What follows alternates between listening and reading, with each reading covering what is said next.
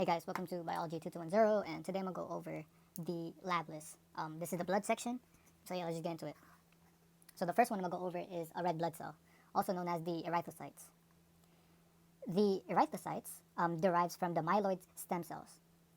It has a lifespan of over 120 days, and the general appearance of red blood cells is a red circle, right, as shown in the picture right here. The functions of erythrocytes is to transport oxygen and carbon dioxide around the body through, veins and arteries. Okay, nice, let's go. The next one I'm going to go over is a white blood cells, or a leukocytes. The first one is called a basophil. Now, the basophil derives from the myeloid stem cells.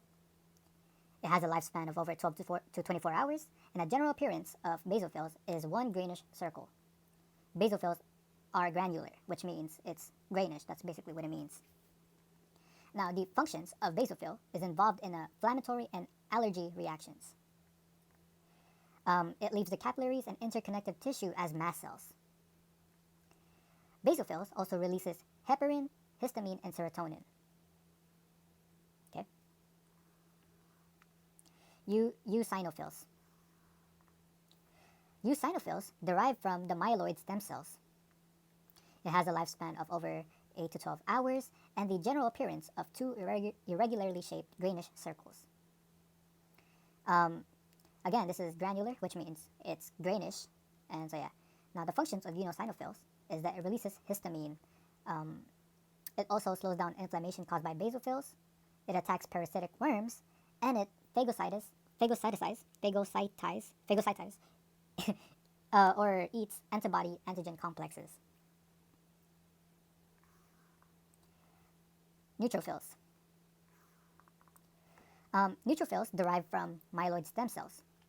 It has the average lifespan of over 8 hours, and the general appearance of neutrophils is three irregularly shaped greenish circles.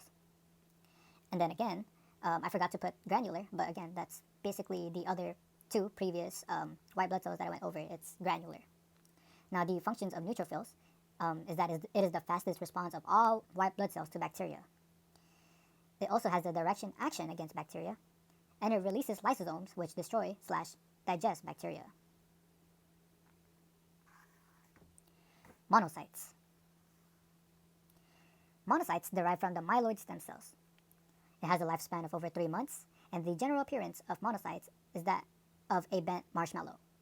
It is agranular. Agranular means the presence of the greenish-like characteristics is not there. Now, the function of monocytes is that although it takes longer to get to the site of infection, it arrives in larger numbers. Once monocytes leave the capillaries, they become wandering macrophages. Monocytes also destroy microbes and clean up dead tissue following an infection. Lymphocytes. Lymphocytes derive from the lymphoid stem cells. It has the lifespan of over 5 to 20 years, and the general appearance of lymphocytes is a circle with cytoplasm on the side. It is agranular, which again means the presence of the greenish-like characteristics is not present. With lymphocytes, it derives from three different cells. The first one is the B cell, the T cells, and the natural killer cells. With the B cells, the first function of the B cells is that it destroys bacteria and their toxins. The B cells also turns into plasma cells that produces antibodies. Now, moving on to the T cells. T cells attack viruses, fungi, transplanted organs, cancer cells, and some bacteria.